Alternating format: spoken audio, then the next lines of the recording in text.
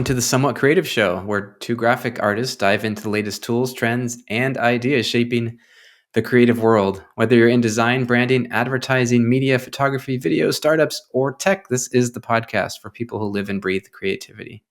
Just maybe not all the time. I'm your host, Rocky Tilney. No, it's all the time. And I'm Clark Miller.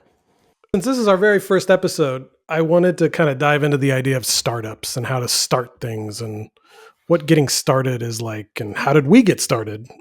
We've been working on this podcast idea for a long time, and it took a while to get started. And we're probably a month into it, and this is our first episode. And why are we starting a podcast? Why are we starting a podcast is a great question. I mean, I think, and probably for a lot of creatives, there's not a whole lot, unless you're working with other creatives often, there's not a whole lot of opportunity to really discuss creative things. It's true. Not only how it affects you, like just personally, from a business standpoint, I think there's so many topics that are sort of untapped that, and so I was thinking, well, hey, we should really be talking about some of these creative things out in the open because I think it's sort of a missing element of just the creative industry in general. Yeah. Yeah. And just in I feel like in your creative life, it's usually a very isolated sort of experience. You're kind of just on your computer. You're not bouncing things off of other people a lot. At least that's how it, has been for me for most of my career. Well, and when we throw in the pandemic and a lot of work from home opportunities, I mean, that wasn't new for me. I've always sort of been remote, having an office for a few years, but always going back to mainly working out of my house. And I think that during the pandemic, more and more people were doing that, obviously, and they never went back to what you would consider sort of this normal work environment.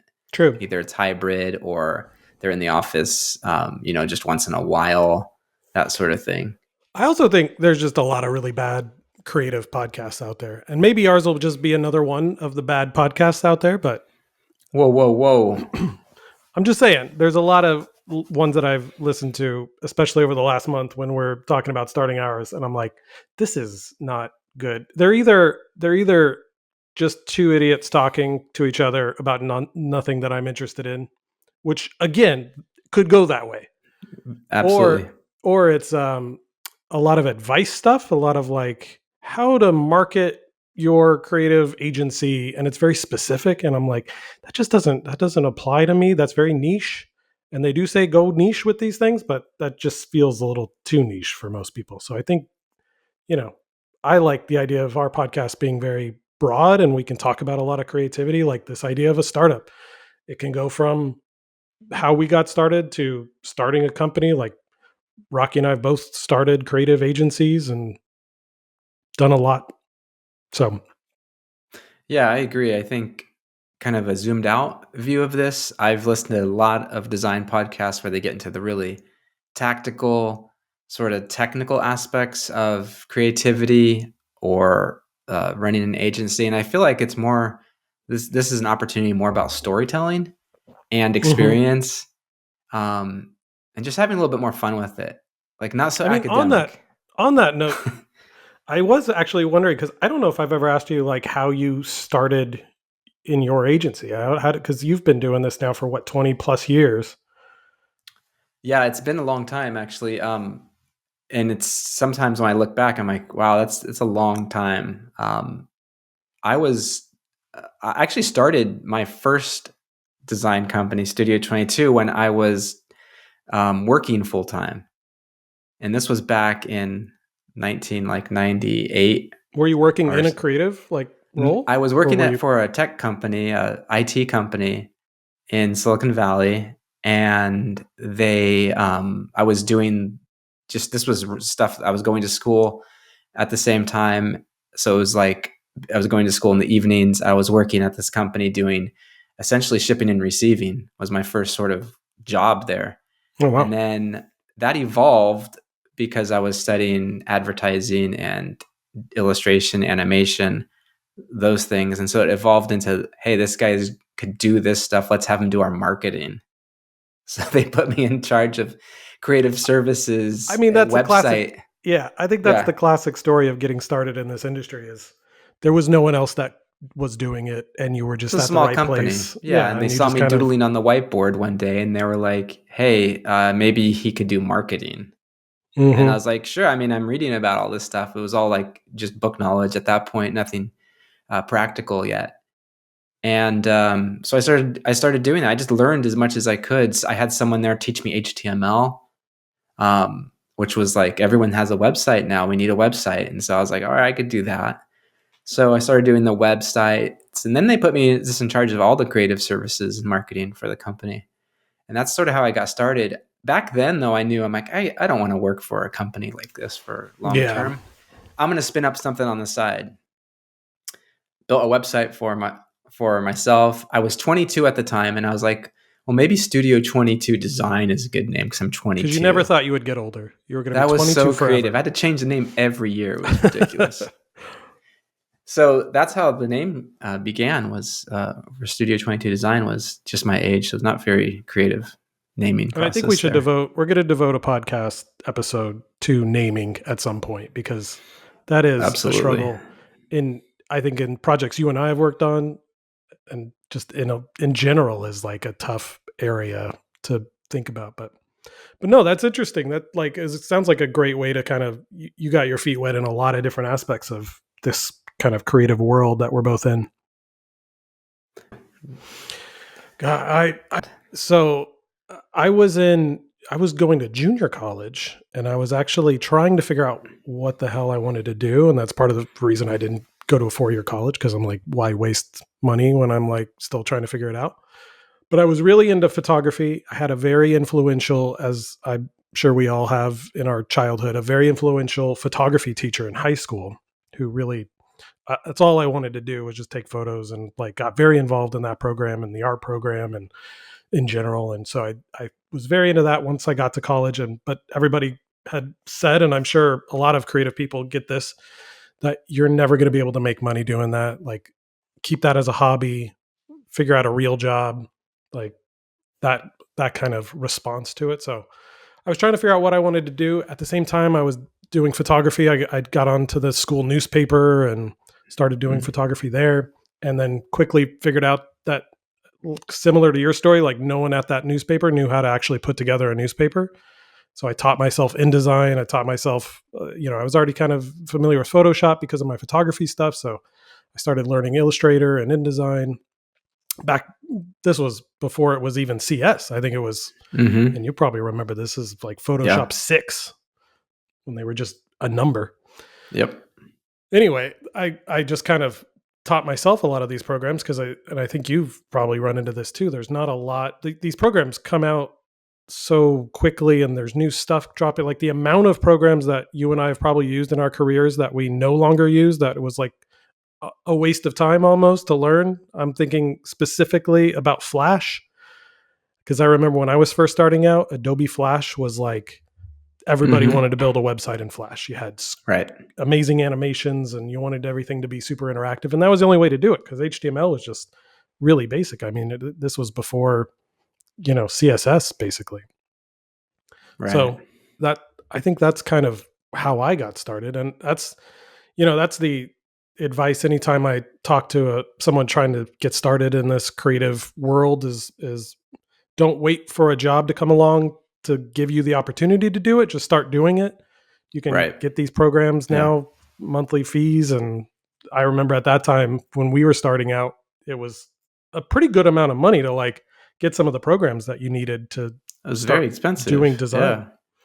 I So there would was a little skip bit of, years, yeah, for like upgrades. Like I oh remember yeah. with Adobe, Adobe came out with their suite. It wasn't the cloud, but it Hmm. was a disc set with all Yeah. their stuff on it, and it was over. I think it was, if I recall, close to $200 for Oh, at that. least. Yeah. And that's like you have to do that every year if you want the latest and greatest. And for like And a if you, 20-year-old, that's a, you know, decent amount of money yeah, it was like, no, I'll back just then. keep using the old one because it didn't change. Yeah. I will say, I hope nobody I don't think anybody's listening to this podcast anyway yet, but I hope nobody from Adobe is listening because I definitely have done some theft of their software programs in my career when I was starting out. Because that was back when you could like, Get a go copy on. from a buddy and You get a copy from a buddy. I remember a friend yeah. of mine knew a guy who was a graphic designer and he was house sitting, and he told me, "Hey, he's got the Adobe, the latest Adobe suite, and he's only got it loaded on one computer. His license will still cover more." And I was like, Right. "All right, All I'll right. take it." Oh, I think everybody did that at Yeah. one point for sure. So it is interesting though to see how um, people get started. There was so much. At least I know when I was just starting in design, um, there were so many projects I took on that I had no idea how to actually complete. Yeah. I was just like, yeah, we could do that. And so it was like, I don't know if it was just being stupid or naive or optimistic or a combination of all three, Mm-hmm. that I was just like, I'm just going to figure out how to do this. And I mean, lucky for us, we had the internet always. Yeah. So we could always just go and look at tutorials or write ups or blog posts about how people were using the tools and the apps to figure it out. So True. that saved my butt so many times with projects. Yeah, definitely. I mean, I think we live in an age where it's like all that information is there, and do you need somebody to teach it to you if you could just go online and find it? I mean, this was probably when we started out before YouTube, and there was not as many of that stuff out there, but still enough to help you out. Let's switch. Oh, go ahead. No, I was just going to ask what program or what actually just like what in general from your time when you remember starting out like was the hardest part or the part you like the least maybe. The hardest part of any creative business is always the business side of it. Yeah. Um, Yeah, I have mine. Taxes. yeah, the reason people get into design is because they love design, not because I love the business of selling design. That's always the worst part of the Mm-hmm. business. It's because it's so hard to figure out pricing and to come up with like who are we targeting from a customer standpoint, communication with clients. Like that's something that was difficult to learn Yeah. because I think when you go into design, you're naive enough to still be super excited about the work and everything you do. But I didn't realize till way later that, I have to sell everything I create even after I get the contract. Like I'm not Yep. just like, I'm just doing design work and you guys are going to love it. Mm-hmm. I had to learn that, everything I submit to a client to review, I'm actually selling that idea. It's not, here are 3 ideas, pick one that you like. That's not selling, Yeah. you It's know? it's funny you mentioned that because I remember that ex, that exact same experience when I was younger, and I think I was in a architecture class because I wanted to do something. I knew I wanted to do something creative, Mhm. and so I was taking an architecture class, and then I slowly through working with the professors who were kind of former architects or current architects, I can't remember, but they were talking about how it's like you can either do one of two things in architecture. You can be the person sitting on the computer like designing how much space is for the toilet, that makes sure like Mhm. ADA appropriate and everything, or you can be the guy that's like going out and trying to get clients and selling ideas. And I was like, neither one of those sound like great to me. I definitely don't want to do Right. sales. I don't want to talk to people. I just want to like make cool shit and design things and make pretty pictures. Like, I don't want to do sales. And yeah, I think we all figure out sales is a big part of it. Every idea I've ever had, you Yeah. have to sell it to somebody to get it to, get past the powers that be. So Yeah, and I it's don't know funny you mentioned that. why. That was such a hard thing, and that was never something that I came across or was taught. Yeah. That and I did sales before for the IT company I worked for. So I knew the process of sales and the You did everything at relationship this company, aspect. Rod. There was like 5 people at this company, I apparently. did. I did. Well, that's what happens when you work for a small company. You have to wear many hats. Yep. And I think that experience actually helped me see uh, the world from different, vantage points. From a sales vantage point, from a services, I did technical stuff like even hardware repairs and things. I did pretty much everything you could think of. but it gave me this really well-rounded sort of background where, oh, I could understand technology. I could understand the clients I'm working with, what they're building or what they're Yeah. trying to sell. And so it really helped in that aspect. So I would say, like, if you're a creative person, you want to get into design, like, you have to be pretty well-rounded in many aspects of business, not just creative.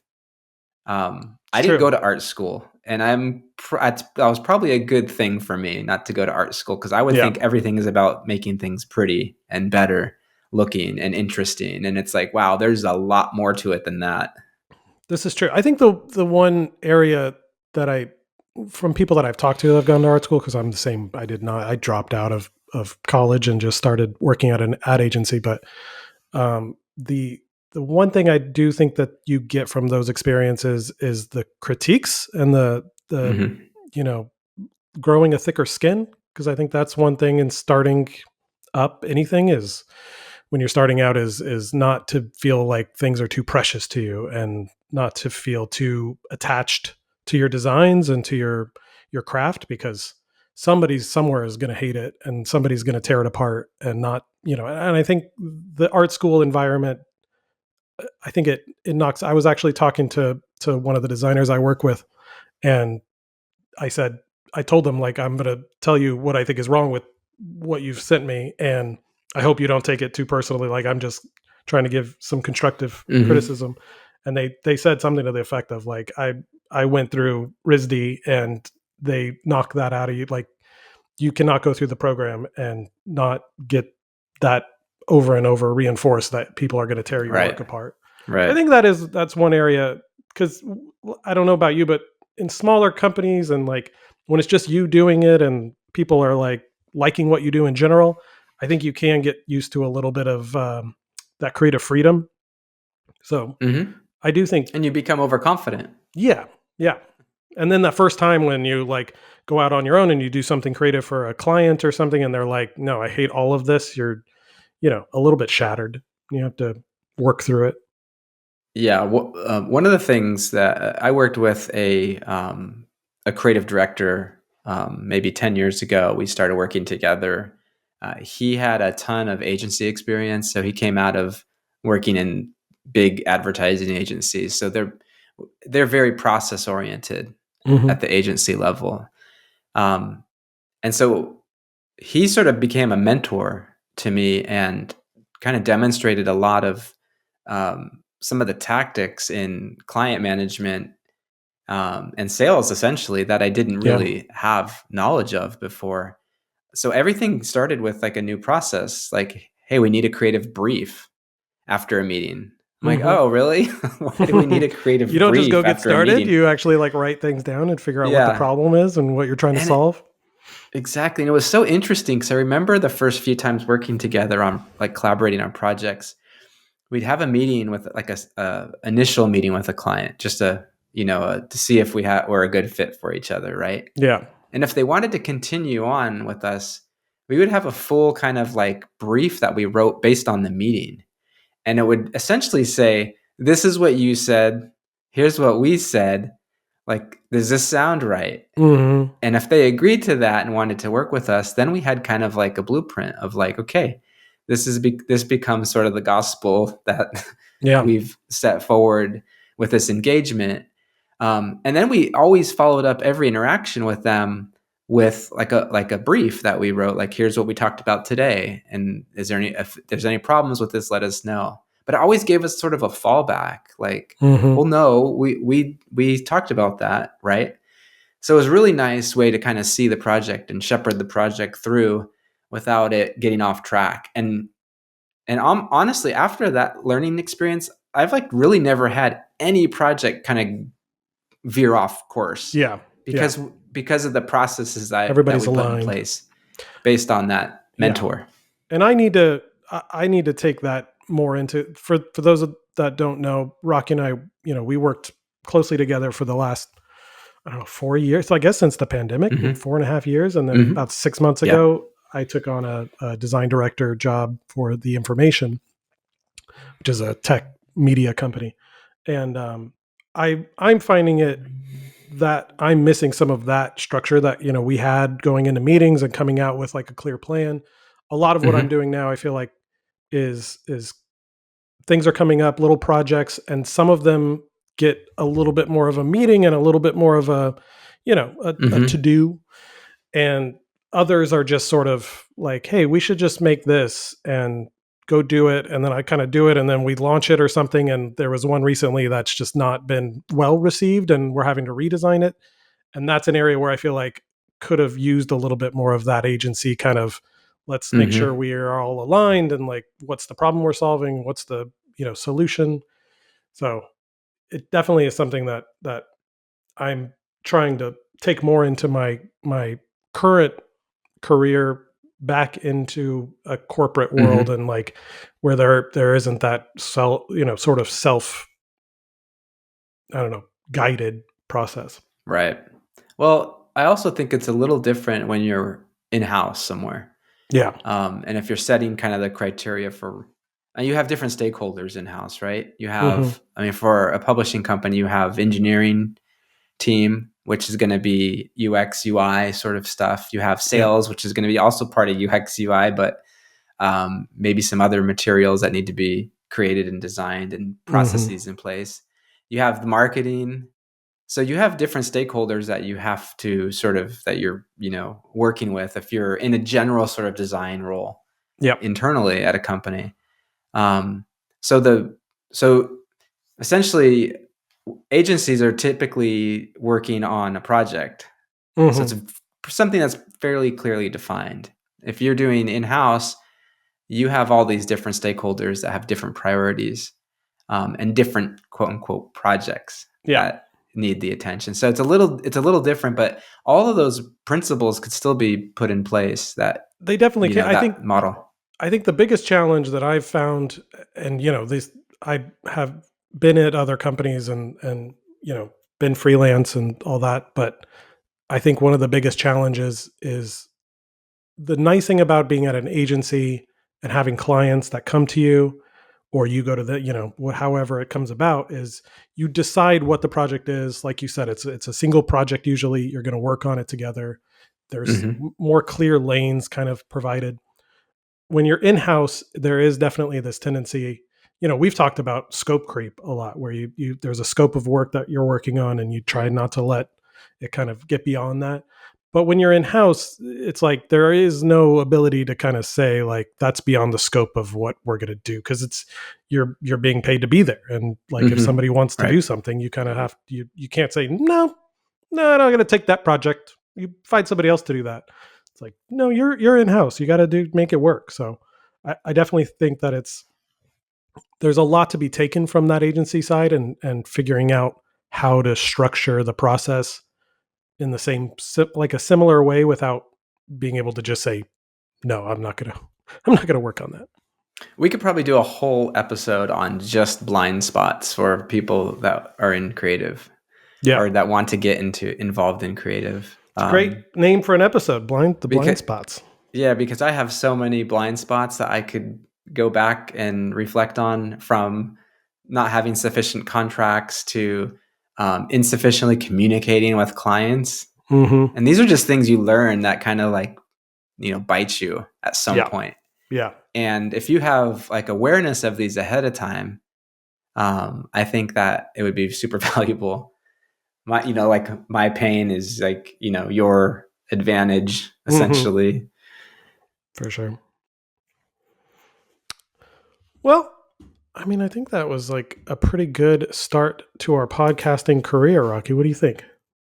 I think so too, and I'm looking forward to talking about deeper subjects too, from what we might be seeing as an oversaturated design market coming up here, Hmm. with the advent of AI, generative AI, getting in the mix. Friend or foe? We have to talk about that. We have so many really, really cool topics, and let's not forget we're going to pull in some really great guests as well that are going to talk about their stories, Yep. industries, various industries, from photography, startups, technology, marketing, of course, design, Mhm. animation, motion. I could go through all the categories. And I think that's what's going to be really great about our podcast is you're not just going to get our opinion on things. You're going to get, somebody that's working in the field and in different creative ways. We're going to have a lot of different opinions coming in, a lot of different ideas being tossed around. So I hope everybody enjoys what's to come. Absolutely. And this was probably a little bit shorter of an episode because we had some technical difficulties in the beginning. This is our preview. However, episode. It is a preview taste. Episode. I think we should just call it preview. Yeah. This is called soft launch. Soft launch. Rocky start. It's the rocky start. All right. Well, great. We want to thank everyone for listening in and looking forward to sharing our podcast next time. Yeah. I'm going to reword. I'm going to edit that and reword that. You know that, right? Yeah, you are. Yeah. I want to thank everyone for joining us. I don't know how we close. How do we close? Well, we could have a dramatic piano play, apparently. Here. I still say the Inside the Actors Studio final question is how we should close the show. But yep, this is icebreaker. It's gonna be better. This is icebreaker. We'll get better, and all this banter that we're having right now, we're probably gonna edit out anyway. But we do need an intro, or leave it in. Who knows? Maybe this is color. real. Hey, this is how it really works. This is. I think this is the biggest takeaway from this show about starting up. Is don't wait until it's perfect. Perfection is the enemy of the done. Get something on paper, get it done, get started. Worry about polishing it up later. I think we end on that note. See y'all next time. I like that.